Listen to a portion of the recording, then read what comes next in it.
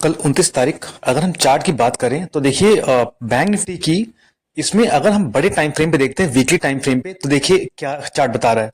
Chart ने देखिए एक प्रीवियस अगर आप देखेंगे तो एक हाई पे एक डोजी कैंडल बनाई थी और उसके बाद क्या था, शार्प फॉल आया था।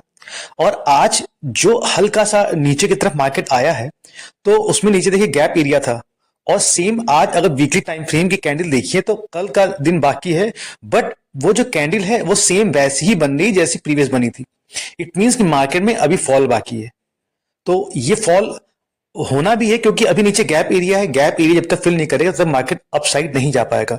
तो अभी आप दिमाग में ये चीज रखिएगा कि जो हेड एंड शोल्डर का पैटर्न बना था वो कहीं ना कहीं अभी भी जिंदा है और मार्केट को भरपूर गिराने का प्रयास करेगा। मार्केट रोज नए नए डायग्राम बना रहा है और चार्ट रोज नई नई चीजें सिखा रहा है हमें। और ये देखिए अभी अलर्ट रहिएगा।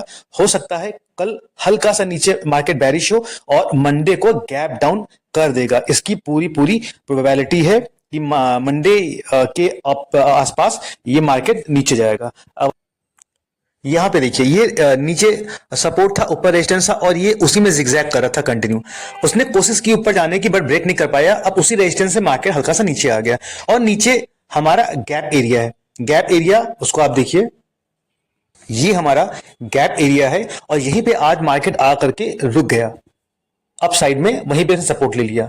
अब कल क्या है, कल की स्ट्रेटजी में भी पॉसिबल है कि ये किसी ना किसी तरह से जिगजैग करके ये गैप एरिया जो इसका है प्रीवियस वाला वो फिल करेगा। विदाउट फिलिंग ये कहीं भी ऊपर नहीं जा सकता। तो ये पेंडिंग काम इसका रहेगा। तो अभी इसको बाकी फिल करना और जो नीचे के लेवल्स मैंने आपको दिए हैं वो देख लीजिएगा। इस पे जब भी फिल करेगा, फिल करने के बाद पॉसिबिलिटीज होती है कि नीचे के लेवल से जब नीचे वाली कैंडल पे टच करेगा तो हो सकता है वहां से बाइंग हो, अच्छा सा बाउंस बैक हो, जैसे कि आज निफ्टी में आया था।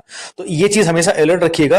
और अगर जो मैंने बोला है वीकली टाइम फ्रेम के हिसाब से, तो मंडे को अगर इनकेस ये भी हो सकता है कि कल अगर इसको टच नहीं करता, फिल एरिया में नहीं जाता है गैप एरिया में, तो ये मंडे को ये गैप डाउन कर देगा। गैप डाउन करने के बाद सीधे मार्केट नीचे आ जाएगा। अब देखिए हम निफ्टी की बात करते हैं तो पहले चार्ट क्लियर कर लेते हैं इसमें। ये देखिए निफ्टी का चार्ट है और निफ्टी में अगर हम देखते हैं कि चार्ट क्या बता रहा है तो इसकी रेजिस्टेंस लाइन जो है वो पहले क्लियर कर लेते हैं। ये इसका रेजिस्टेंस था जिसको गैप अच्छा मूवमेंट आने के ऊपर जब गैप अप हुआ था लंबा, तब जाकर के इसको ब्रेक कर गया था और आज वहीं पे आ करके ये नजदीक उसके आ गया, बट अभी टच नहीं किया है। अगर हम छोटे टाइम फ्रेम पे भी आपको दिखाएंगे तो उसमें आपको क्लियर हो जाएगा। अभी देखिए इसमें क्या है, नीचे का एरिया जो जोन था, रेजिस्टेंस जोन था, वो अभी अनटच्ड है। तो इट मींस कि अभी पॉसिबिलिटी रहेगी और मार्केट मार्केट कर क्या रहा था, इसी जोन में अप एंड डाउन कर रहा था। उसके बाद सडनली क्या हुआ, जब इलेक्शंस का टाइम आया तो मार्केट ने अच्छा गैप अप दिया जिसकी वजह से मार्केट ऊपर चला गया। अब ये कंसोलिडेशन कर रहा था, कंसोलिडेशन करने के बाद वापस उसी ट्रैक पे आ गया वापस। अब क्या पॉसिबिलिटीज है कि इनकेस या तो ये सपोर्ट लेकर के रेजिस्टेंस जोन जो अपसाइड का है वहां से बाउंस बैक करे, अदरवाइज उसी जोन में कंटिन्यू हो जाएगा। कंटिन्यू होने का एक और भी रीजन है, अगर आप मिड कैप बैंक निफ्टी देखेंगे तो उनके नीचे गैप एरिया है, बहुत ही अच्छा गैप एरिया है। तो वो अगर फिल करेंगे तो सीरियसली बात है, अगर वो मार्केट बैंक निफ्टी या मिड कैप नीचे आएंगे तो निफ्टी को भी नीचे आना ही पड़ेगा, चाहे वो गैप एरिया फिल ही कर चुका हो। आज देखिए निफ्टी ने गैप एरिया फिल कर लिया है, लेकिन ऐसा नहीं कि अगर गैप एरिया फिल कर लिया तो ऊपर चला जाएगा।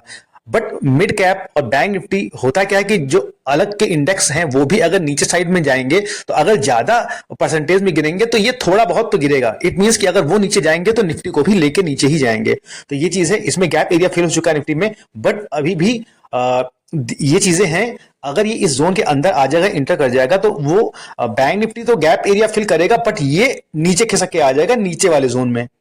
तो ये चीज हमेशा ध्यान रखिएगा कि निफ्टी और बैंक निफ्टी, मैं फिर बोल दे रहा हूं कि निफ्टी और बैंक निफ्टी और मिड कैप ये जितने भी हैं, मंडे को पॉसिबिलिटीज है, मंडे और ट्यूसडे, कि ये गैप डाउन करेंगे, बहुत ही अच्छा गैप डाउन करेंगे, तभी जाकर के ये एरिया फिल हो पाएगा।